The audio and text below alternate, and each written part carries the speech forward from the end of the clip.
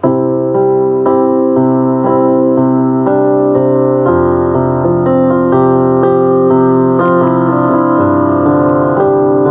selamat pagi sahabat LCD Ministry, saudara yang terkasih dalam Tuhan. Berjumpa lagi dengan saya di pagi hari ini dalam renungan pagi LCD Ministry. Sebelum kita mendengarkan renungan pagi, mari bersaat teduh dan bersama dengan saya kita berdoa.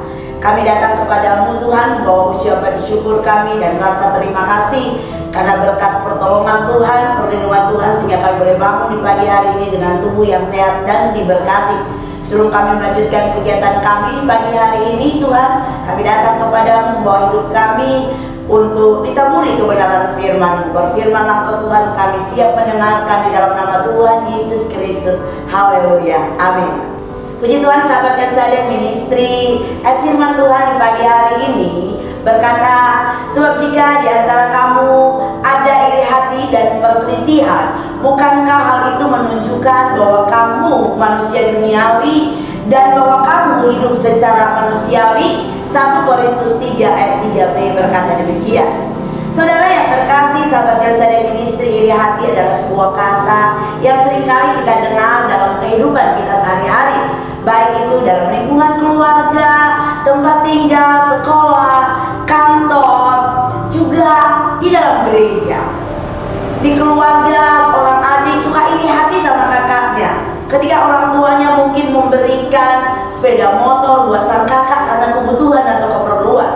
Seorang teman iri hati ketika melihat rekannya dipromosikan, naik pangkat. Seorang teman di sekolah juga iri hati ketika ada teman sebangkunya mendapatkan nilai yang bagus sementara dia mendapatkan nilai yang jelek. Di kantor juga si A iri hati pada si B dan lain sebagainya. Di gereja rasa iri hati juga melanda orang-orang yang bekerja di ladang Tuhan. Ketika pelayan yang satu lebih banyak melayani dan yang lain lebih sedikit melayani, maka akan timbul perasaan iri hati. Begitupun seorang hamba Tuhan iri hati terhadap rekan sesama hamba Tuhan karena mungkin jemaatnya lebih banyak, pelayanannya lebih berhasil. Saudara, iri hati ini telah merasuki semua kalangan, bukan saja orang awam, bukan saja orang dunia, tetapi iri hati itu masuk di kalangan orang-orang gereja, pelayan-pelayan Tuhan terkena dampaknya. Sahabat yang saya Ministry, saudara sekalian, apa sih itu iri hati? Iri hati ini bisa diartikan perasaan kurang senang bila kita melihat orang lain beruntung, perasaan kurang senang bila melihat orang lain itu berhasil. Iri hati juga bisa diartikan rasa cemburu atau sirik terhadap orang lain. Iri hati adalah perasaan gak nyaman dengan kelebihan orang lain. Iri hati adalah sebuah perasaan terancam ketika orang lain lebih unggul daripada kita. Yang jelas saudara, orang yang iri hati adalah orang yang tidak bisa menerima kenyataan akan keberhasilan orang lain. Dalam Yakobus 3:16 dikatakan di sana begini, sebab di mana ada iri hati dan mementingkan diri sendiri, di situ ada kekacauan dan segala macam perbuatan jahat. Jadi iri hati menurut Alkitab adalah sesuatu yang sangat berbahaya, karena perasaan iri hati bisa mengakibatkan kekacauan. Segala macam perbuatan jahat timbul dari perasaan iri hati. Seseorang yang hatinya dipenuhi iri hati bisa dipastikan bahwa orang itu jarang sekali mengucap syukur, bahkan mungkin gak pernah mengucap syukur kepada Tuhan. Ia selalu membanding-bandingkan dirinya dengan orang lain. Kok dia diberkati sih? Kok aku tidak sih? Kok Tuhan gak adil ya? Akibatnya ia pun kehilangan damai sejahtera di dalam hatinya. Saudara yang terkasih dalam Tuhan, sifat iri hati ini sulit dijauhkan dari kehidupan manusia. Karena sifat iri hati ini adalah sebuah bentuk kelemahan manusia. Dan jika anak-anak Tuhan, orang-orang percaya membiarkan terus-menerus sebuah perasaan iri hati, maka akan mengakibatkan penyakit jiwa dan menghancurkan diri kita sendiri. Saudara, apa saja sih contoh penyebab iri hati? Yang pertama, kita merasa kita memiliki hak. Jadi kita merasa bahwa ketika kita memiliki hak atas ini dan itu, maka orang lain tidak berhak atas apa yang kita dapatkan. Dan ketika orang lain diperlakukan sama dengan kita, maka mulai timbul perasaan iri hati. Yang kedua, tidak menyadari kelebihan orang lain. Saudara, saya mau katakan, mungkin Anda pintar, mungkin Anda jago, mungkin Anda punya kelebihan, tapi tidak semuanya bisa saudara kerjakan sendiri. Maka kita harus menyadari bahwa ketika kita tidak mampu, ada orang lain yang mampu.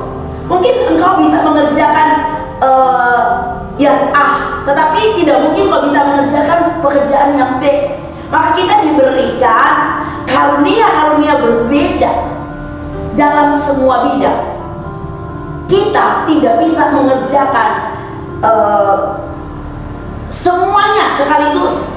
Kita tidak bisa mengerjakan atau terjun di semua bidang sekaligus.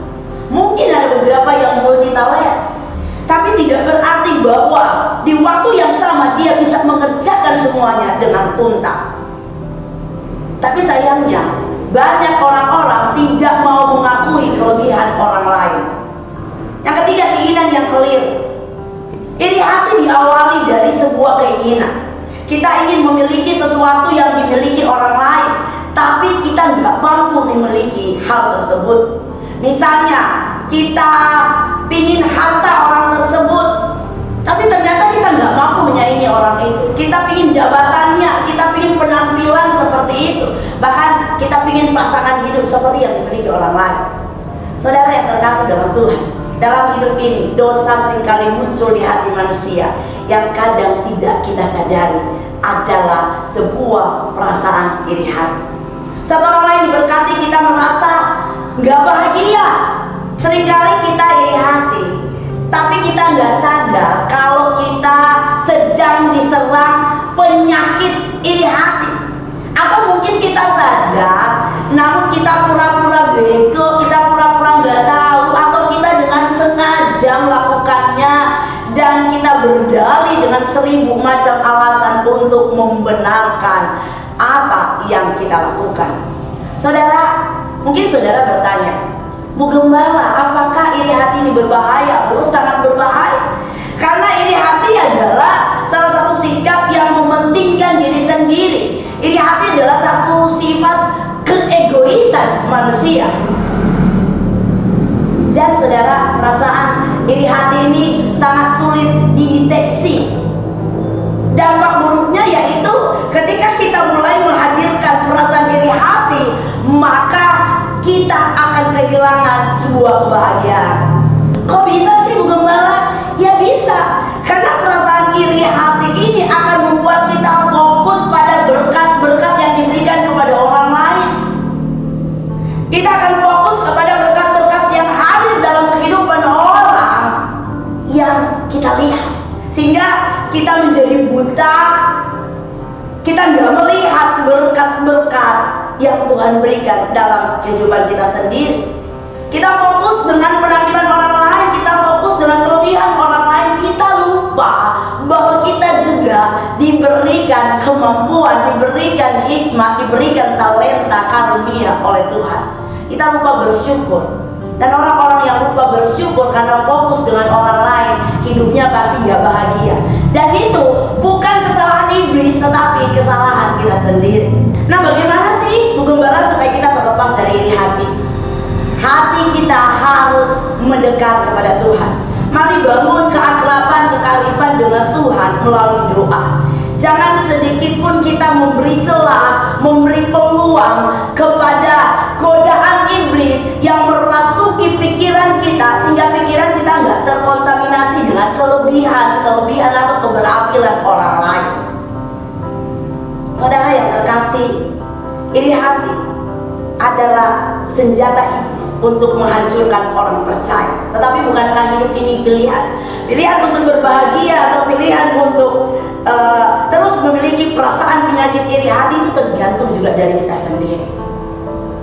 Rasul Paulus berkata, akhirnya saudara-saudara, semua yang benar, semua yang mulia, semua yang adil, semua yang suci, semua yang manis, semua yang sedap didengar, semua yang disebut kebajikan dan patut dipuji, pikirkanlah semuanya itu. Filipi 4 ayat 8. Mari saudara sekalian, sahabat yang saya ministry, mari coba periksa koreksi hatimu.